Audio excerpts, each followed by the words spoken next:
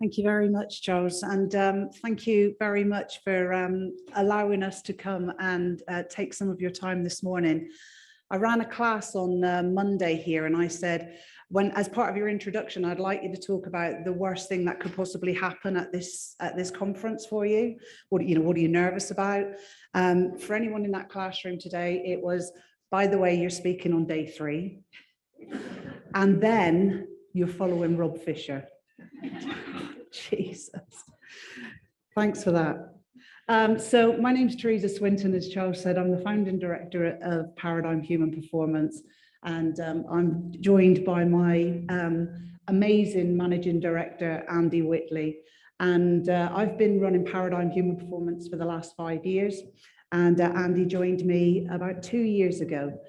So we've become partners in crime. Where one is, the other one's normally not very far behind.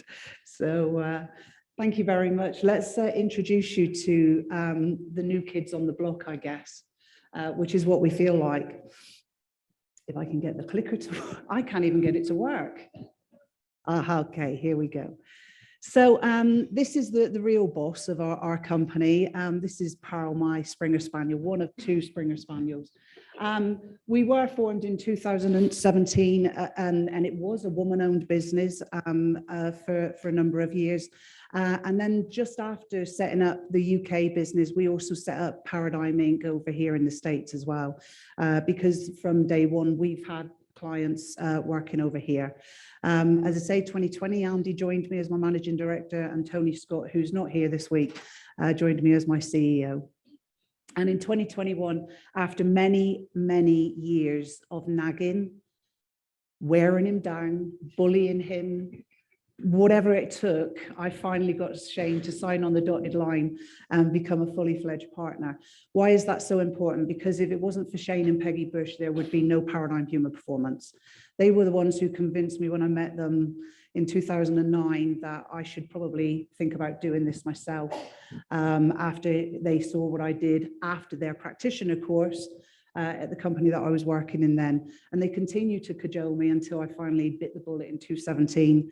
And then I said, well, come on, guys, I thought we were doing this together. And it took another few years to get them there. Since we've been in business, we are a multiple award-winning consulting and training business. And last year, personally, I was awarded the Entrepreneurial Spirit for Great Britain Award.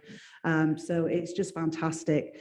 Why is that important? It's because we're not just a consulting company and we're not just a training company. We are so proud of the fact that we are literally standing on the shoulders of giants.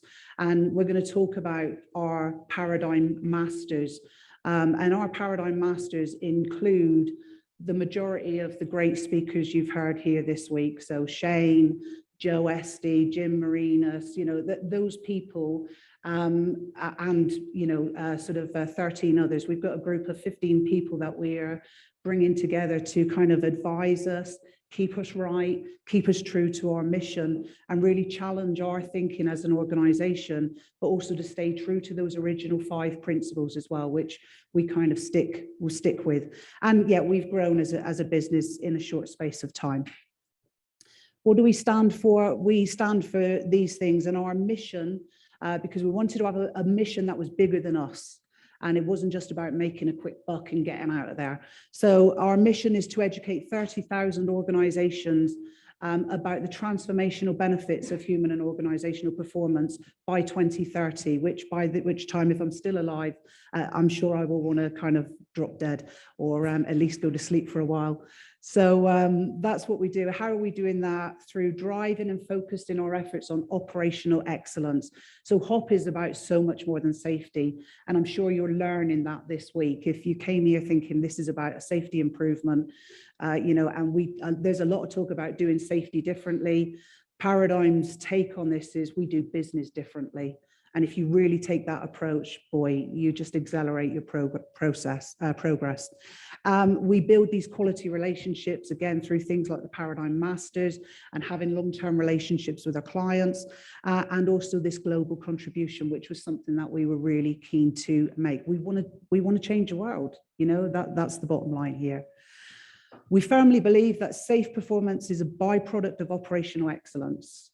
Okay, so we go to business to produce products, and we heard some really great descriptions of what work is this week from Ray and Tony and Ron. But you know, that's what we do. You know, and we produce our products, we produce our services, and excellent safety should just be a byproduct of that, and we've proven that. We want to build trust and relationships that last, and we don't just sell stuff. So client rings us up, says, I want a training course. We say, hey, go somewhere else. That's not what we're about. If you want us to come and understand where you are today and take you one step forward, that's what we're about. And we want to go on a journey with you, but we don't want to just sell you a training program. And again, as I say, we collaborate, and we've been so lucky. We started up our webinar in 2020 when the COVID balloon went off, and we ran 116 webinars, one every week, and we built up a community. It was free of charge, and what we did, we had all of the greats and the goods of human and organizational performance from around the world freely gave their time, 2 hours on a Thursday afternoon, and came and spoke. And off the back of that, we had organizations ringing us from all over the world saying, we've actually implemented a human performance philosophy in our organization, and it hasn't cost us a penny. It cost us 2 hours a week listening to your webinar. That's amazing. And that is such a buzz for us. So, you know, that platform, and just here today, thank you to every single one of you, you know, who rings in every week for the webinar. Now it's every month. Thank you so much for your loyalty and coming back month after month. And to those of you who've come and presented for us, we're in awe of every single one of you. So thank you for that. So what do we believe? These are the things that as an organization, we kind of try and stay true to. We're very principles based. So it's not just you know, we don't just sell stuff off the shelf. We really want to work with organizations that really get this stuff or have the ability to get this stuff. So, you know, we know that the majority of organizations out there are wasting time and resources, for example, trying to fix symptoms. And why is that? Because they just don't spend enough time defining what the real problem is and understanding the problem. So they go around this cycle again and again and again. Hence, can you deliver a training course for us?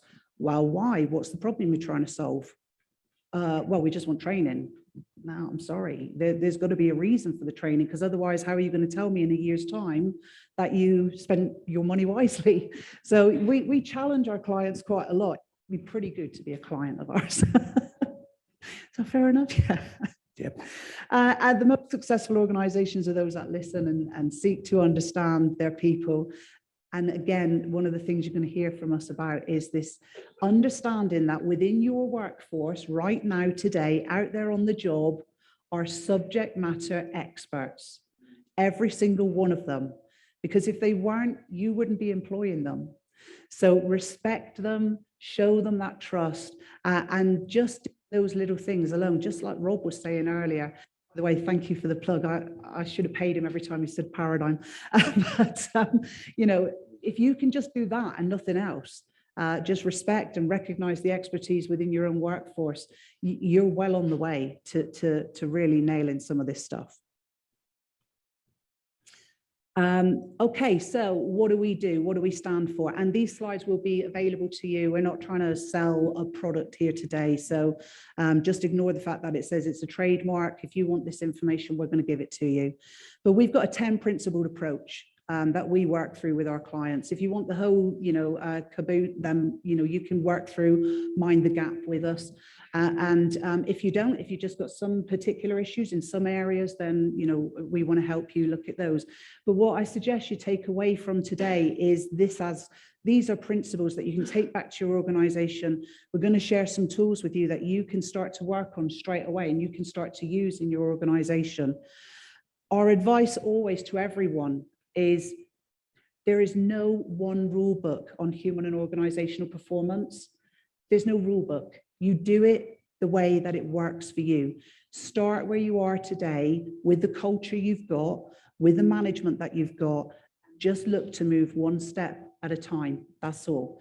Don't think, wow, geez, we've got to have psychological safety, we've got to have just culture, and so we're going to just go at all of this. It's really difficult to do that. If you're a Tesla, it's great because you can do that and it's possible. But for the majority of us, we're not kind of there, so we just have to try and find out where we are today, understand that, and look at what our journey looks like. And every journey is very different and takes a different amount of time. So we're going to take you through our Mind the Gap process, and to start talking about this, Andy's going to take you through our first. Great. I'm going to stand up on the stage so I can look down on the screen, and so you can see me. We're tag teaming this in the way that we sort of tag team the business, and the way that we work with clients. What Teresa didn't mention was we sort of give away a lot of stuff for free. We're saying, this is trademark, but take photographs and yada yada. What she didn't say is we actually rode across from the UK, because we give away too much free stuff. So, please spread the word and let's get some customers in. I'm joking. But okay, so Mind the Gap. First of all, it's not a linear process, this Mind the Gap. What we're saying is, here are 10 things that if you do them well and you really think about how they fit in with your organization, how you can integrate that, you probably find yourself in a really good hot space. So it's not in any particular order, but we're going to start off with measure drift. Familiar with this? Everybody's looking at this and reading it. I've seen this before. Maybe it didn't look quite like this.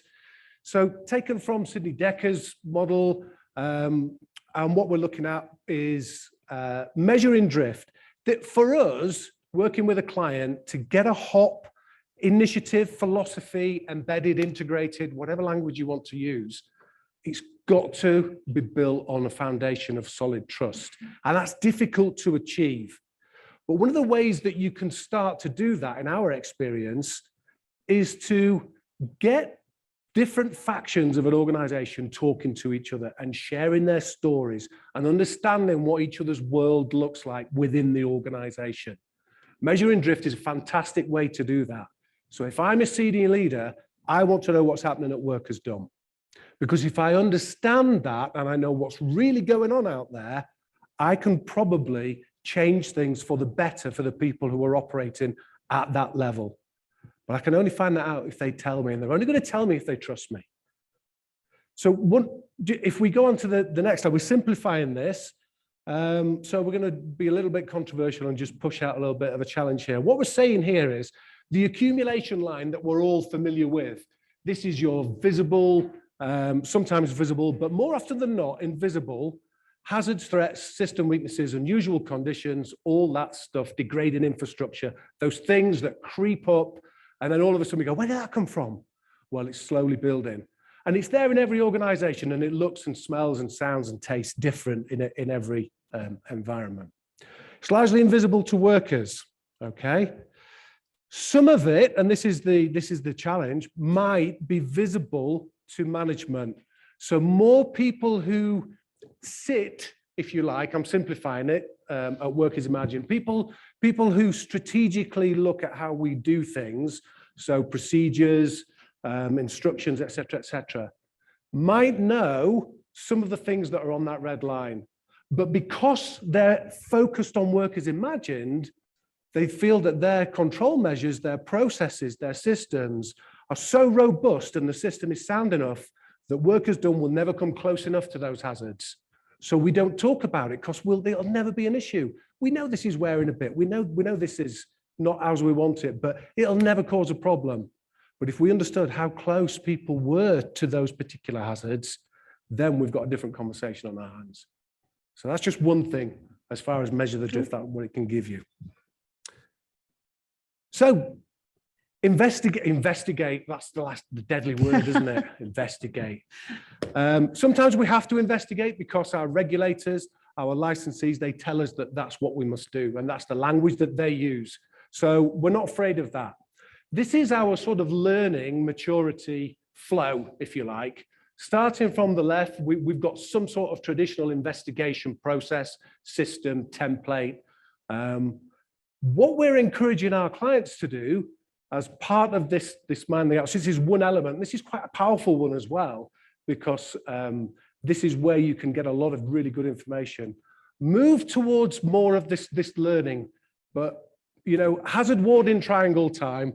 Don't replace traditional investigation straight away with learning teams because it often doesn't work that well. Okay, so we're talking about a maturity here. Investigate hop-centric. So when you do investigations, we're trying to remove the blame and understand why it made sense for that person to do what they did at the time in that environment, and make it really context rich so we understand more. And then we move on to learning more about normal work and successful work through appreciative inquiry, good, better, best. Tell me how you do the great things that you do today and how I can help you make them even better. Great conversations, a nice trust builder in terms of, I feel okay talking about the things that I do well because I'm confident with that. Don't come in and say, what challenges are you facing? How many rules do you follow? And then go on to learning teams. So let's really get in a room together and understand what we're doing and get the right people talking about it. So that's how we investigate success and failure. Thanks, Andy. These do move really quick. Okay, principle number 3 for us is about normalizing organizational learning. And this is what we define to be a learning organization. As say, don't worry too much. If you want to photograph the slide, fine, but we're going to make sure that you get them as well. And I know they're available as PDFs at the moment, but we're going to give you the slides as well. So, because we want you to use this stuff. So this is what we define as a learning organization. And yeah, you've heard a lot about the first 4 or 5 on this list, but again, the 3 at the bottom are really important. So again, we've kind of driving this message home, recognizing, rewarding knowledge and expertise of the workforce and taking the time to accurately define those problems. That should be the longest bit in the process, believe it or not, taking that time and really understanding what it is we're trying to fix. But sometimes we just jump straight into solution because it feels a little bit more seductive, a little bit more sexy, and we feel like we're actually achieving something. But actually slowing ourselves down and saying, now let's really understand what's going on here is really a valuable investment. And then we should expect to see behaviors at all levels of the organization that actually demonstrate deliberate learning. So how do we know we're learning? What are the behaviors that you would see, hear, feel in the workplace if we were really a learning organization? And some of those behaviors, we had to do it as well. I know a few people have put the obligatory iceberg in. We couldn't do a presentation without doing that. And our iceberg is about our learning. So, at the moment, typically I go into an organization, I say, where does your learning come from? And they'll say accidents and incidents, near misses. Then they kind of run out of steam. And then they go, oh, right, okay, then where else does it come from? Oh, pre-job briefs, post-job debriefs, but we don't really do them very well, and so on and so forth. And then they kind of get to 5 or 6, maybe 10 if we're really lucky. And then they run out of steam and they say, shit, we don't know where else our learning comes from. But we're a learning organization and we kind of go, you're probably not. So you're probably not learning much at all, actually. So, because we only learn from failure, typically, we've got a low number of data points because guess what? We're really great organizations. We're really safe. We do stuff really, really well. So our data learning points are really few and far between if we only learn from the negative. So by learning from success, look how many more data points that we have to go at. You can go out and learn something new every single minute of every single day in your organization, because the majority of work that takes place in your organization takes place successfully. Because we tend to be outcome biased. We're focused on how did we get on today? Did the truck leave on time? Did we keep the lights on? Did we, produce the material? Did we sell the goods? And if we did, then all is well in the world. We can just move on. But if only we took the time to get in there and dissect normal work, as we've been hearing all week, guess what? There is so much more for us to learn. And here's the buzz. We don't need to wait for the bad outcome. So go out there, because you will see the same behaviors. And when you are focusing all of your efforts on learning from normal work, guess what? You're going to start to see learning behaviors. Okay, so really important. So if you've currently got a management in the field or leaders in the field process, which is just like, what the hell are we doing here? And you've got a group of leaders who are like, I don't want to go out there, I don't like it, it's really threatening, they're horrible people, which, believe you me, a lot of them do feel like. Get them to go out there and be curious and ask questions, but go and observe normal work. Focus all of your leadership time in the field around what does work as done look like? And I promise you, it will pay dividends. So again, Rob's, you can tell, like, we've also been to the school of Rob Fisher. And what we did is we looked at this thing about violations. Violations is such a horrible word, and certain words have real bad connotations to them, and nobody wants to be classed as a violator. Oh my God. So, you know, and when you class these things as violation, guess what? Nobody wants to talk about them because they feel like dirty little secrets. So what you want to do is try and soften the language so that people can talk about that. Because these three top red boxes, they're not violations, are they? Really? Because if you want to fire people for a violation, then guess what? You're probably going to have to fire everyone in your organization. And so, you know, you're going to be in a bit of trouble. So we try to narrow down the definition of what a violation is. And the way that we've done that, and this is James Reason's original work, obviously, but it was adopted by the Health and Safety Executive in the UK and now forms part of their guidance. So what we did was we took that model, that description of human failure, and we said these three things at the bottom here, guess what? We need to talk about them. We need to talk about them more than anything. We need to spend less time talking about, you know, slips, trips and falls and all of that kind of stuff. But this is where the gold dust is.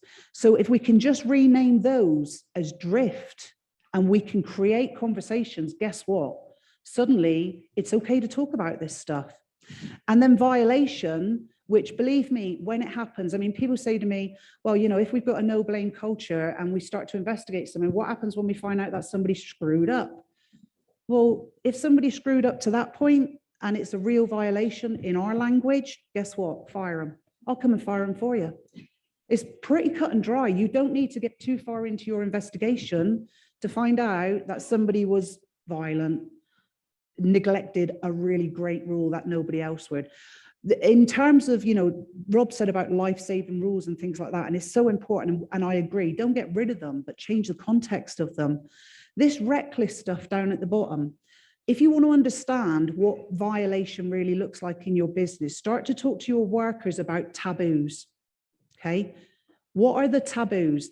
If there were no rules in our organization today, what are the things that you absolutely would not allow somebody to do? Not management, workers. What would you just automatically jump in there and stop your colleagues from doing? Because we don't do that around here. And when you get that information, guess what? When those things get broken, that's violating, because nobody else around here would do that. And everyone, you'll see the behavior, everyone's going, geez, that guy did something really crazy. But there are indicators before that. Nobody wants to work with that guy. So you probably already know who's going to do these kind of things. And then finally on learning, we have a bit of a thing. We do this as a bit of a challenge, and it leads to that thing that I said about, oh yeah, we got about 5 or 6 learning points. We challenge our clients, and within each department, within our client organizations, come up with 100 sources of learning, and then start from there. Once you've come up with 100 sources of learning, and guess what? There are many more than 100. But if you can nail 100, then we can start to understand which ones are reactive, which ones are proactive. And now you start getting the behavior you're looking for. Learning becomes deliberate, because the majority of this stuff, we actually have to proactively go out there and grab. So that's the behavior, because now we've got to put processes in place for us to go and capture this learning and decide what we're going to do with it. So again, the slide will be available to you, but just go and run a competition in your business and say, first department's come up with 100 sources of learning, get surprised. Yeah. And then imagine putting, instead of, an accident board in the reception or on the gate that says, hey, it's been 23 days since our last incident, bollocks, sorry. Instead of having that kind of board, what you might have up there is, guess what, the last learning event that the turbine team had was 23 days ago. The last learning event that the design team had was 20 days ago. The last learning event that supply chain had was 6 days ago. Now, if you were a leader walking into an organization that had a board like that in the reception, you'd have some questions to ask, wouldn't you? Because you'd be like, why has our design team not learned anything in 20 days? Holy crap, that's really worrying. Why has our turbine team not learned anything in 26 days? What's going on there? So these are good sources of learning, and that's a really good way to start to demonstrate and embed those behaviors in your organization. Number 4 principle, develop the organizational culture. And we have a slightly different take on psychological safety, and this is a journey, okay? But imagine an organization where it was not only safe to speak up and raise concerns, it was an explicit, well-communicated expectation. And now just let's take that to the next level and say, what about if every time an incident happened in your business, you know, all those conversations, all those little rumbling conversations that go on around, hey, I knew that was going to happen. Oh, geez, that nearly happened to me. Oh my God, I know who that was. What if those conversations were such a taboo that that was the reason that people got fired? Instead of he screwed up, let's fire him. The person who says, oh yeah, geez, that nearly happened to me. What if that was the person that got fired? I'm not suggesting that you do that, but wouldn't that be turning psychological safety really on its head? Where absolutely those conversations are not appropriate and not tolerable in our organization. You don't look up and say, yeah, I thought that might happen, because that would just be a taboo. So what we think about psychological safety is we want to get our organizations to, it would be absolutely unthinkable not to raise a concern, not to speak up, and not to talk about the things that are concerning us at every level of the organization. One point that is really worth remembering is that psychological safety is, as well as it being something that we have to believe as a group, is very personal. So every single one of us in our organization has to say, I will not suffer any negative consequence. And I believe that, yeah. Psychological safety is personal to me. So just because my 9 mates in my team feel safe, I still don't. And my issue with psychological safety may not be with leadership. In fact, it very rarely is, to be honest. It might be that these 9 guys that I work with, I just look up to them and I don't want to challenge anything that they say. So those 9 feel safe, I don't. Until everyone in your organization can say, I believe, you don't have psychological safety, and you've got to do some work to get there. Where do we start? Relentless commitment. Please write that down. Okay, relentless commitment. Requiring everyone involved in a group or team discussion. These are practical tools that you can take away and start using. Everyone involved in that discussion to be deliberately asked, are you happy with the arrangements that we've discussed today? Yes, I am. Okay. Are you happy with the pre-job brief we've just done, or the pre-task brief? Yes, I am. Okay. Another question. So you are in agreement with proceeding. That's a different question. And even if they've said yes to the first one, you will be amazed at how many people will say, well, hang on a minute, to the second one. Yeah, happy with pre-job brief? Yeah, okay, so you're signing on. You're happy to go. Ooh. Just gives them that second chance, and you need to do that. Insisting that concerns are raised openly, not just hoping and praying and trusting and just say, I'm a great leader, so of course my guys can talk to me. Actually insisting that concerns are raised openly, actively. And you will always have people who can't do that for whatever reason. They're new, they're inexperienced, they're just quiet, they're introverted, whatever it may be. You as a leader, you know your team, you know your people. You create the right environment for everyone in your team to have their chance to speak up. Even if that is every so often, you take the one person to one side and say, what do you think? What's going on for you? Are you happy? Are you comfortable? engaging in exploratory conversations, giving your trust. And Rob talked about this earlier. He said about two personality types say, I trust you, and you've got to believe that I trust you. And he didn't talk about the other personality types, but for me, the other personality types are those leaders who say, and I split this as leaders who go, you need to earn my trust. And once you've earned my trust, then you've got it. And then there are other leaders that say, my trust is yours to lose. You get it freely. I've employed you. I've given you a job. You have my trust. It's yours to lose.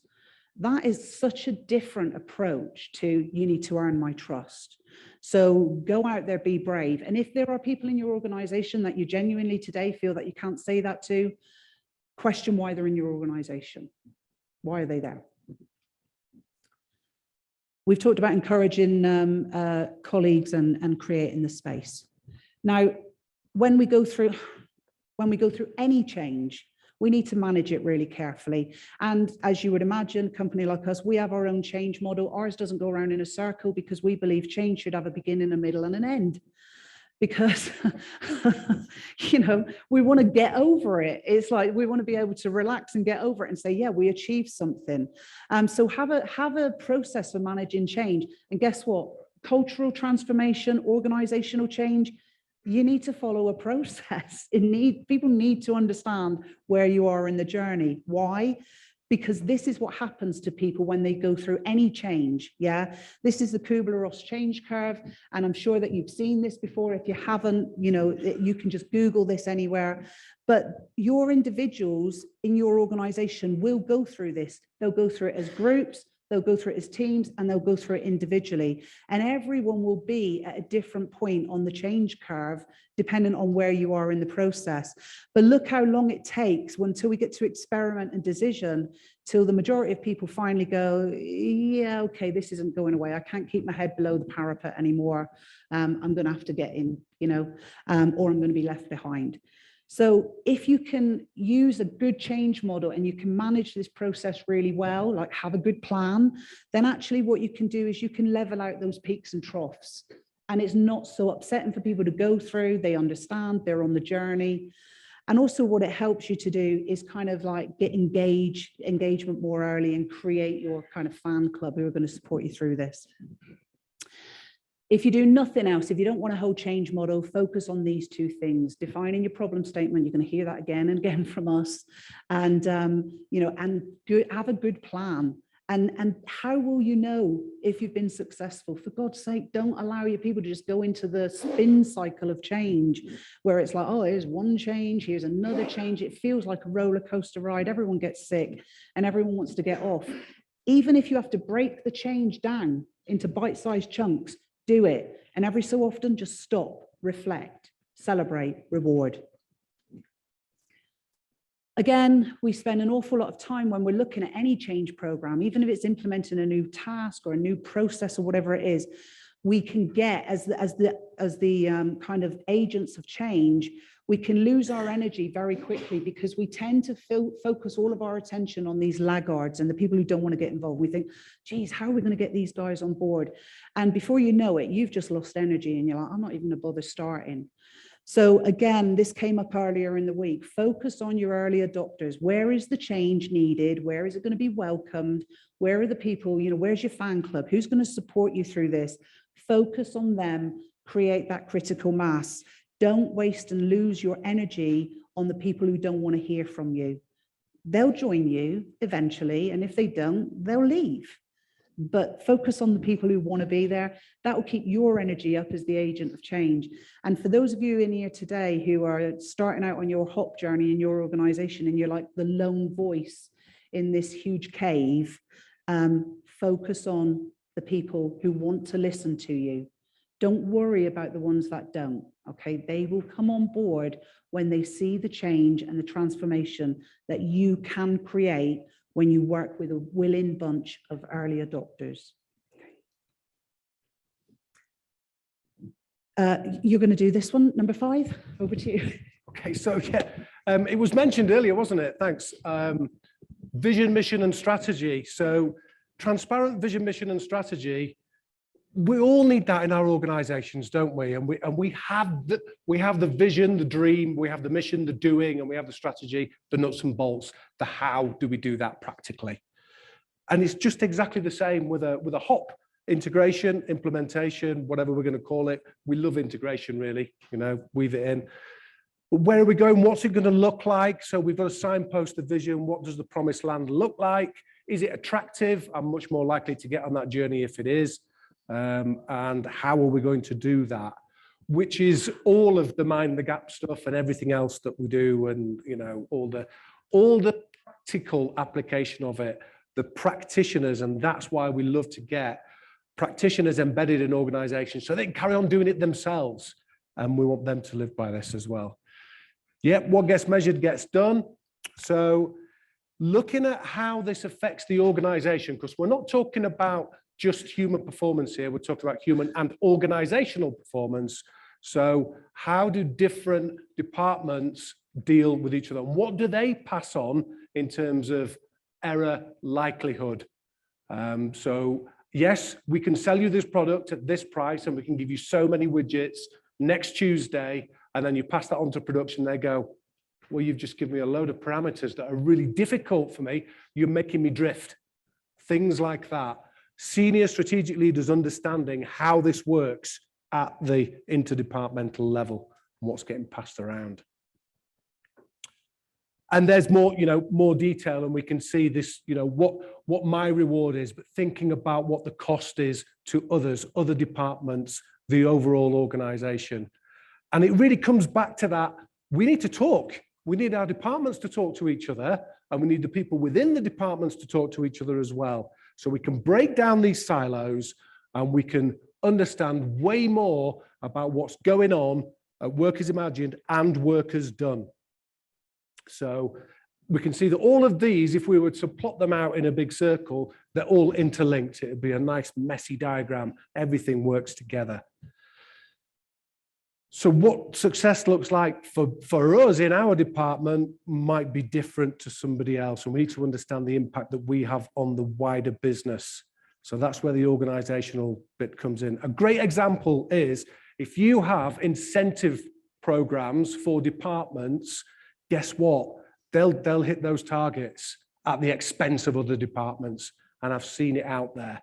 So they end up throwing stones over the fence at the other departments. So their performance is better. Not literally, but maybe, I don't know. It doesn't matter what the industry is. Yeah.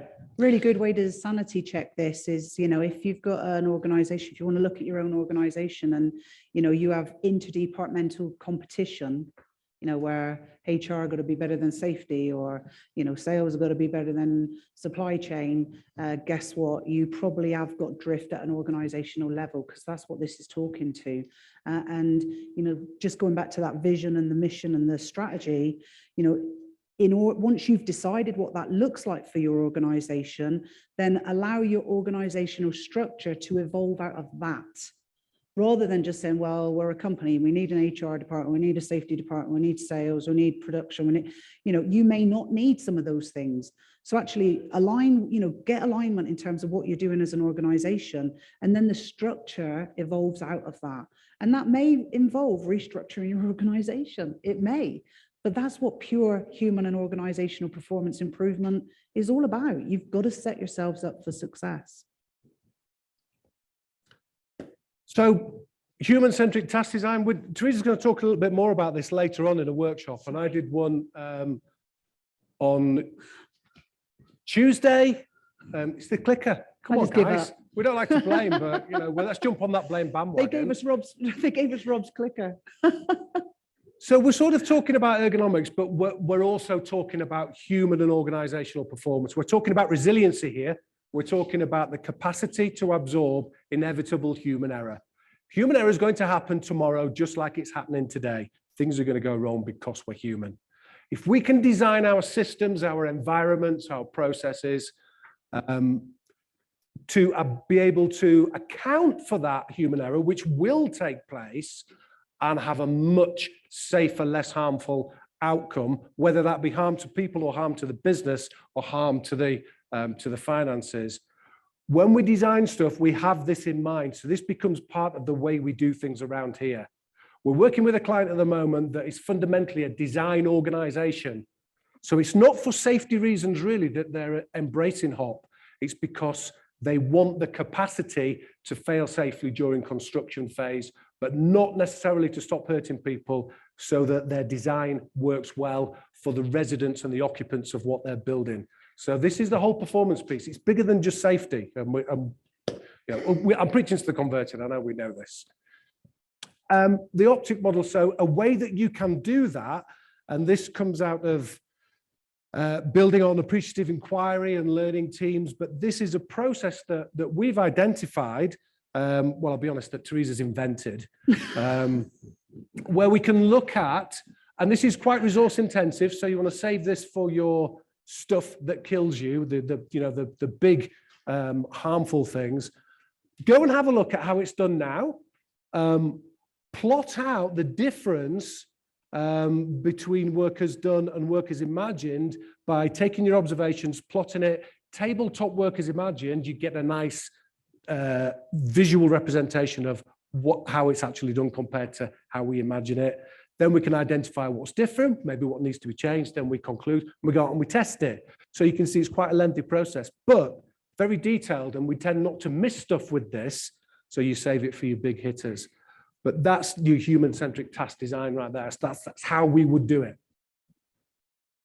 Thank you. Oh my God. Okay, I won't spend too much time on this because we're running out of time. But principle number 7 is about embedding operational excellence. And of course, that's what our Mind the Gap process is built around. And as we said earlier, we really believe that you can't have world-class safety, it's without having operational excellence. That it's a byproduct, pure and simple.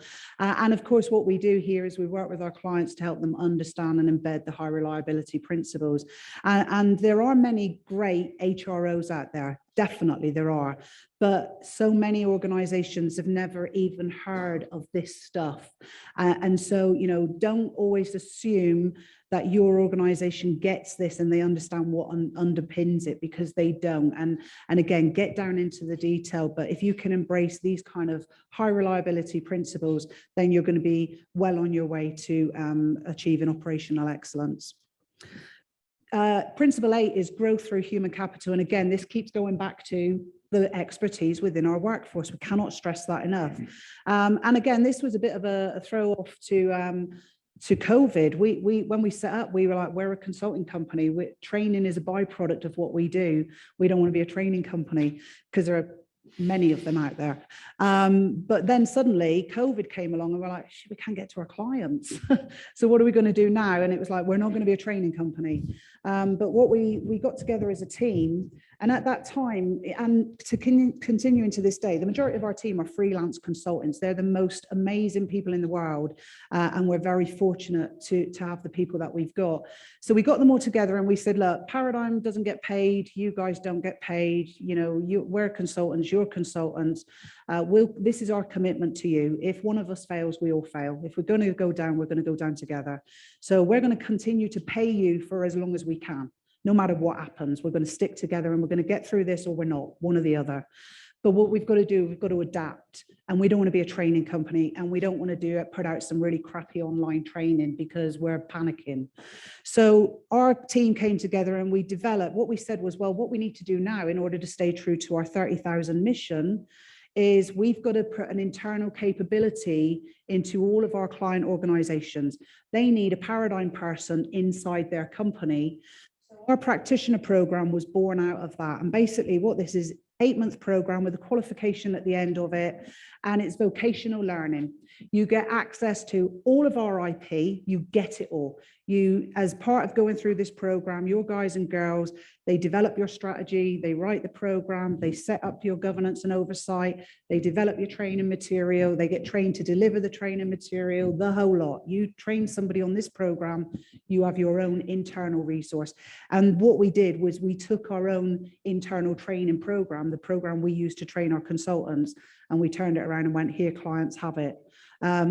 Yes, it means we don't get so much consulting work, which is a bit of a bummer, but this is amazing, because can we educate 30,000 organizations this way? You betcha we can. So again, that's a program, just a little sales pitch. If anyone wants to sign up for one of these today, we've got a cohort starting in September, you get a very special price. So come and find me and Andy. We'll probably be out having a vape outside, and give us some names and you can sign up and get a discount today. The GOS model is really important. And why is it so important? If you're from the nuclear industry, you'll recognize this straight away. And I loved this. When I was in the nuclear industry, I was like, oh my God, this is revelationary to me. Now, this isn't how they use it in the nuclear industry, but for me, it was like, why would you not have the GOS model in your organization? Because actually this is setting up some sort of panel or discussion board at every level. So every level in your organization gets their hands on your human performance implementation. And now suddenly this is full integration. This isn't about HOP is a bolt on, or HOP is something we do over there, or HOP is something the safety team do. This is something where we are constantly talking about what's going on in our business, and therefore we're embedding and making sure everything's aligned. And of course, that you do need to train people. You do need to give people the awareness. What that training looks like is down to you, but we absolutely agree that you have to start at the top. You have to create that leadership change. I'm going to talk a bit more about that. And then by the time you get down to the bottom and you start to talk about error reduction tools, for Paradigm, the error reduction tools, they're like the PPE of safety, right? The PPE of HOP. They're the last line of defense. So your guys and girls, they'll use an error reduction tool once, twice, 3 times a lady, they will. But if they're still using that same error reduction tool in a year's time, they're going to be coming to you and going, what the hell, man, why aren't you correcting this problem? Why are we still reliant on, an error reduction tool creating the difference between success and failure? So don't start there, because I tell you now, and I promise you this, if you start your HOP journey by sharing error reduction tools with your workforce, you will never move beyond it, or you will really struggle to move beyond it, because your leaders will always have the fallback on, hey, the guys have got error reduction tools. And then what happened in the UK nuclear industry was it became about 10 tools and leaders in the field. And the job of leaders in the field was to make sure the guys were using the 10 tools. And if they didn't, they got disciplined. That's not what HOP is about. So try to start further up your organization, or at least have a pincer movement. And again, this competence cycle, training is not the be all and end all. If you just put people in a classroom, and you can spend a lot of money doing that, we know that, you might as well just go out and set fire to your dollars out in the car park. You have to have a competence management cycle. The training, why do we want the training? What problem are we trying to solve? Or what improvement are we trying to see? What does that training look like? How do we set our people up for success to go on the training? And then how do we measure how that training is translating into skills in the workplace which create improvement? If it's just a training course, you miss so much, but they'll take the money. Yeah, so please think bigger and broader and have some sort of competence cycle in mind. Okay, so we are really short on time, but these are no-brainers, the last two. Aspire to lead courageously. It begins at the top. There's got to be strong commitment from leadership, relentless commitment to the integration of HOP. So you've got to demonstrate that you believe in this, that you're behind the philosophy, and you demonstrate the trust. You are the holders and the creators of trust in the organization as senior leaders. So it's absolutely pivotal. And that we work hard with leaders to say, how can you do this? And the language that you use, what not to do, et cetera, et cetera. And these are our 10 pillars of courageous leadership, which are obviously what we work through with mentoring and development and so on with leaders. And again, just reiterating that every person at every level in the organization has a part to play in this, but leaders must create that environment. And then finally, principle 10 is having a pragmatic approach to safety, dare I say it. Okay, so zero harm there is no greater aspirational goal than zero harm, of course not. So if you've got that as a badge on your wall at the moment, that's fine, because you don't want to put up there, this year we're only going to kill 3 people. I would suggest that probably wouldn't be a better alternative. But in order to achieve zero harm, let's be honest, it means money's no object, productivity doesn't matter. We'd rather go home than hurt someone. We don't take any risks, and your safety is our priority. That's basically what we're saying. Unfortunately, what we know, and we absolutely do know, what that creates is these kind of behaviors. Brass monkeys, see no evil, hear no evil, speak no evil. Yeah, those are the behaviors that a zero harm approach, when you're tracking it down really hard, that's what it drives. Okay, like it or not, that's what happens. So what we suggest is a different approach. Yeah, accidents and incidents will happen. Human error is normal. We've heard this all this week. How leaders respond matters. Measure safe by the presence of capacity. Safe performance is a byproduct of operational excellence. Your people become fine-tuned to give you exactly what you want. If you're an asshole as a manager, guess what? Your people are going to give you assholes. And if you are a great leader, your people will give you greatness. So your people, even though you may not realize it, you can put up all the policies, procedures, and say all the grand words you won't. But if you go out and behave like a moron in the field, your people will give you that behavior back. They understand you intuitively, and it's not from what you say, it's from what you do. And so they're constantly mirroring your behavior. So if you want to find out how good a leader you are, have a look at your team. You like what you see, you're probably a great leader. If you don't like what you see, you might want to hold the mirror up first. There's a great saying, isn't there? That the best you can expect is the worst you demonstrate as a leader. Absolutely, yeah. So again, going back to this, if you really want no accidents, then you won't get told about any, but they are going to be happening. You know, let's be honest. And if the only accidents you hear of are bad ones, your people aren't reporting. Yeah, so when your people only tell you about the things that they can't possibly hide because somebody's got an arm or a leg hanging off, you can bet your bottom dollar that there's other stuff going on. Now, it may not be that you want to spend an awful lot of time on it, because as we've agreed, we want you to concentrate on the stuff that kills your mission and your people, as we call them there. But you still need to create that reporting culture. And that does start with talking about and reporting the small stuff. And again, if it doesn't add value, stop doing and measuring it. Be brave, just pull it, just stop it. You know, if you've got a coaching database that takes 20 minutes to fill in, I think we heard the other day here, and so people just go, oh shit, it's the end of the month, I better put my 5 observations in, and you know that's happening.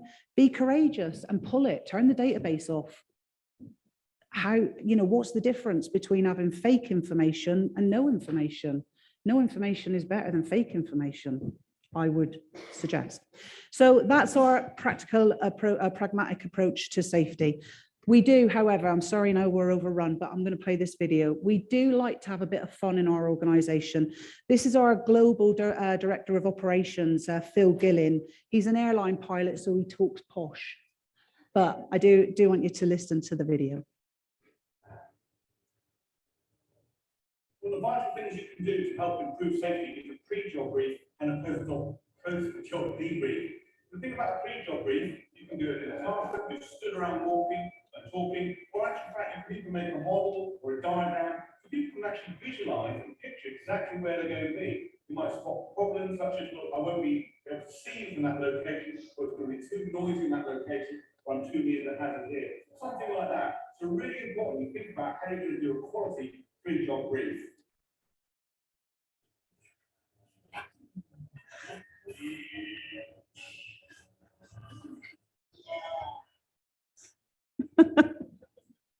We keep it simple, keep it fun, yeah.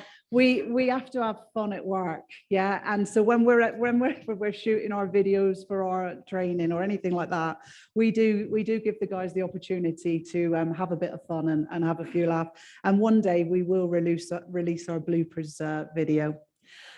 So you can see here, this is our CEO with a gun in his mouth and to Phil's head. We like to have fun. We keep it real. Thank you so much from both of us for allowing us the time to come and talk to you today. We've loved your company, and we're hoping to convince Charles and the team to do this in Europe next year with us. So Thank you so much for having us. Thank you.